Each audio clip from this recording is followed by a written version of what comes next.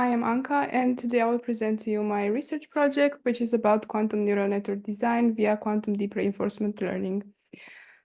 Today's agenda involves a few steps. First, I will present the problem outline and the impact, and I will provide a short introduction into the topic, as well as the motivation behind the research, the original contributions we are aiming to bring to the research community, and then I will present a brief introduction in the current state of the art of the domain, as well as the investigated approach with the dataset that we employed, the modeling of the reinforcement task, and the methodology. And to conclude, I will provide some initial experiment results and, of course, some limitations and challenges we have encountered during the research. So first, what is quantum neural network architecture search? In order to be able to understand this, we have to understand first what quantum neural networks are. Basically, these are networks which combine classical layers and parameterized quantum circuits, PQCs, in order to create a quantum neural network. Basically, instead of having the deep layers, which are usually consistent of neurons, we have a parameterized quantum circuit that does the computations instead. So it is very challenging to design such a quantum neural network because it's very labor intensive and we don't have a lot of knowledge about quantum mechanics yet and how they work. So our aim today is to find a way to automate it in order to simplify this complex process and to make QNNs more accessible and efficient for everyone. So we would like to be able to use QNNs without all of the deep knowledge of quantum mechanics. So this way we can define what quantum neural network architecture search is. Basically, this is the automating of the process of designing the optimal parameterized quantum circuits I was telling you about, which then are further integrated into QNNs along with the classical layers for data encoding and decoding. This is a depiction of an instance of a quantum neural network. This specific quantum neural network is used for quantum reinforcement learning. As you can see, it has input the state. And the first layer is the encoding layer, and it's a classical one, which basically encodes the classical data into the qubit register. And this, at the end, also we have a post-processing layer, which is also a classical layer, which evaluates the expectation values and outputs us, in this case, the Q values that we are searching for. In the middle, as I've mentioned, we have the PQC, which has various quantum gates that do the computations. In this case, usually a parameterizable quantum circuit contains parameterizable rotation gates, which are Rx, Ry, Rz usually. And of course, we use as well measurements in order to measure the qubit states. On the right, we have an example of a circuit. As you can see, it has 6 qubits, 1 qubit on each row, and on all of them, as you can see, we have these purple boxes, which are basically the gates that are applied on these qubits. These blue lines represent the entanglement. Usually, entanglement is done with entanglement gates such as CX, CY, CZ, and they are basically achieving the entanglement phenomena that quantum computing is known for. As you can see, for the Rx, I'm not sure it's very visible in this picture, but we have usually a parameter theta, which is basically the trainable part of the QNN. So that these parameterizable quantum gates are basically the equivalent of the weights of the artificial neural network. Quantum neural network architecture search has great impact on, of course, optimization of quantum neural network architectures, because we want to find the best architecture layer selection and the best hyperparameters in order to achieve the best performance on a specific task. But that's not the only aim. We want also to minimize the training parameters. So we want not only to find the most performant neural network, but we want to find it with the simplest architecture. So usually when we have very complex architectures, they are prone to overfitting, and they take a lot of time and resources to be trained. Therefore, if we automate this process, we also want to find the simplest way to achieve that best performance. And of course, by analyzing this and automating this process, we aim to accelerate scientific research in various domains, because this architecture search algorithm, of course, can be applied on any type of quantum neural network that can be applied in any type of machine learning tasks. So even in meteorology or medical diagnosis or anything else. This brings us to the motivation behind this research. We aim to answer to two research questions from the community. First of all, we want to understand how quantum gate selection and entanglement strategies affect the performance and the expressibility of a QNN, because it's a very new domain and not much research has been done on it yet. As it started to evolve a few years ago, we don't understand yet how much of an impact the quantum gates have in certain supervised or reinforcement learning tasks, and we want to understand better how to select them and also the hyperparameters for training the network. And besides that, we want to understand under which conditions can QNN be optimized enough to outperform the classical ANNs. So it has been shown in current research that QNNs can definitely outperform the classical artificial intelligence, but we want to see how further we can push the limit in order to find the best QNNs to beat basically the benchmark results in the classical artificial intelligence. The original contributions we aim to bring with this project come on two directions. First, we want to provide a new theoretical perspective. This, as far as we know, is a novel approach to modeling the reinforcement task, and it should be the first implementation of quantum reinforcement learning that actually integrates the generated circuits in a QNN that is trained on real data. So basically, until now, all the research that has been conducted was to generate general purpose circuits, so not the parameterizable ones I was talking about. And of course, they couldn't be integrated in a QNN and actually solve a machine learning task. On the practical side, we want to provide one of the first publicly accessible frameworks designed explicitly to optimize PQCs. So the whole purpose would be that you can choose the learning task, you can choose the custom dataset you want the generated circuit to be trained on, and you can also input a initial state of a PQC, and our algorithm will try to optimize it as best as possible on the custom dataset you provided. About the current state of the art, as I already mentioned, some key points is that quantum neural network architecture search is still in a very scarce state, so it wasn't not much research has been conducted on it, as the research in this area started 2 or 3 years ago, and it is mostly based on neural architecture search, which you can guess that it's used to optimize automatically classical neural networks. And this one was in very detail explored, as it has over thousands of research papers on it.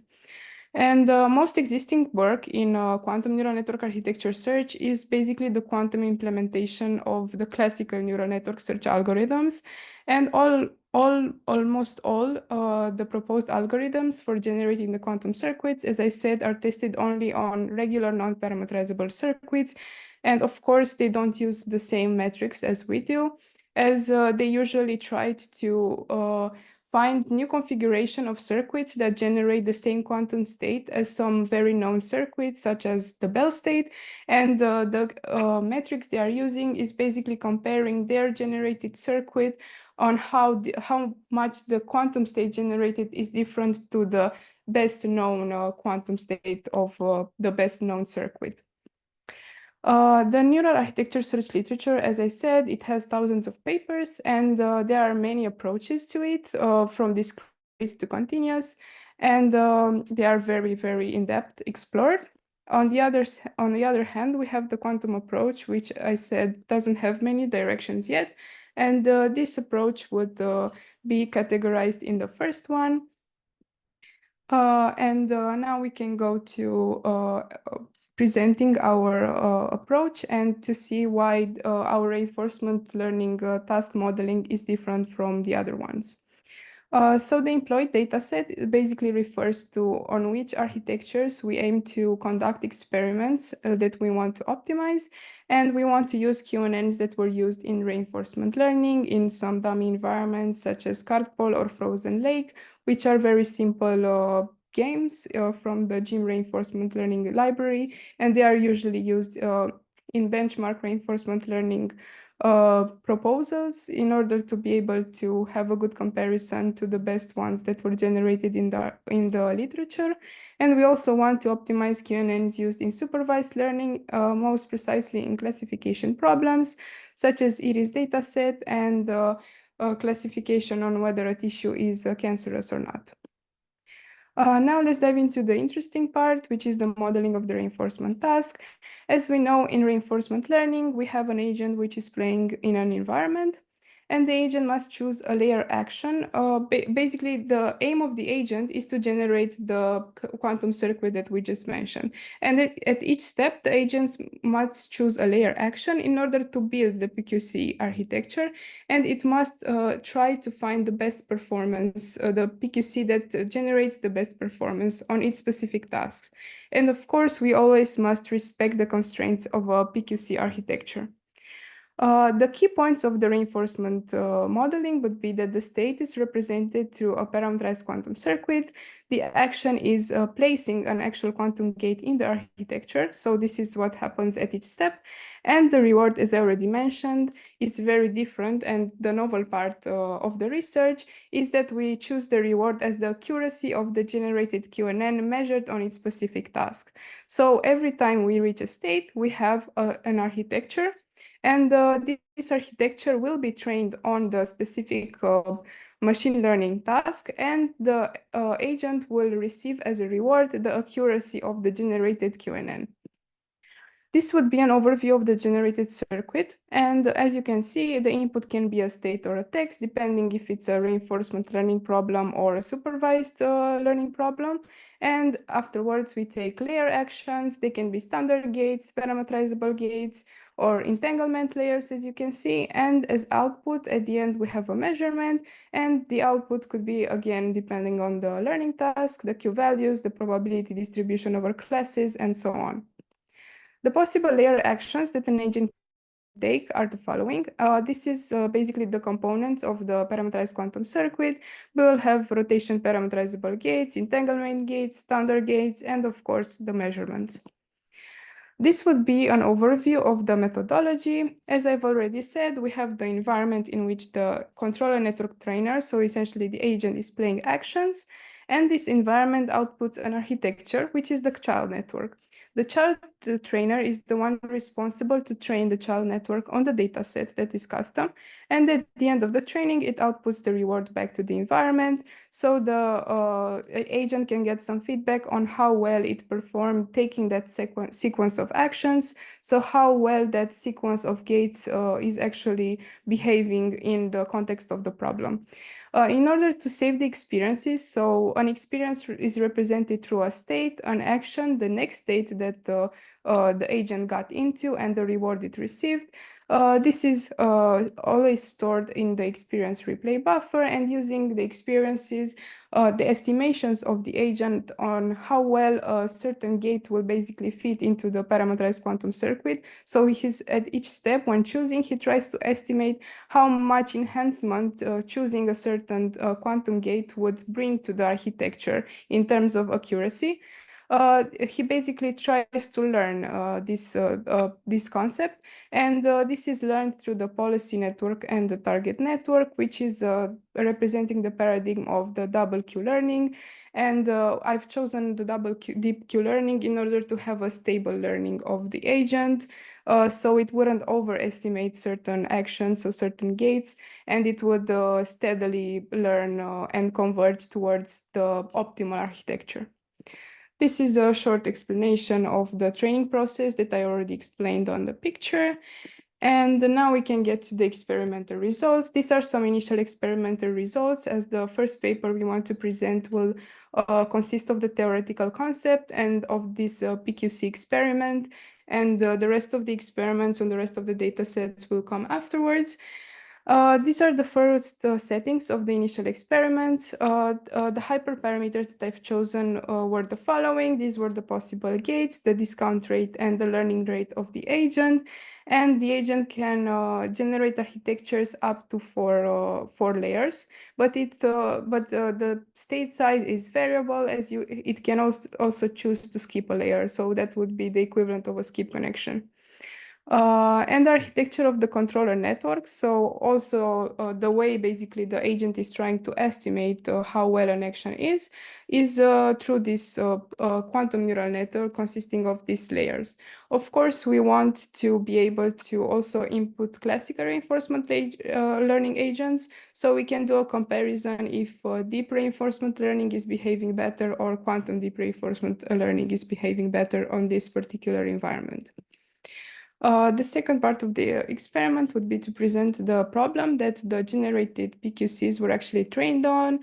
We've chosen a quite simple problem because it takes a lot of time to retrain the generated network each time. So we had to pick a small data set of 150 samples. The problem itself would be to classify the iris flowers in three main categories according to four input features: the length and the width of the sepals and of the petals in centimeters. As you can see in the generated architecture by the quantum deep reinforcement learning agent, we have for each input feature 1 qubit. So we have a register of 4 qubits, and on the qubits, we have two gates applied, the RY and RX gates, and then we have a circular entanglement schema at the end. And following this, of course, we have the measurement and the classical layers that actually wrap up this generated architecture. And the best accuracy attained by our agent until now was 70%. Of course, we encountered some limitations and challenges during the research. As I already mentioned, it's very computationally intensive as you have to train actually the generated quantum architecture at each step. So every time it takes an action, we take the quantum architecture and we train it for 100 episodes on the dataset.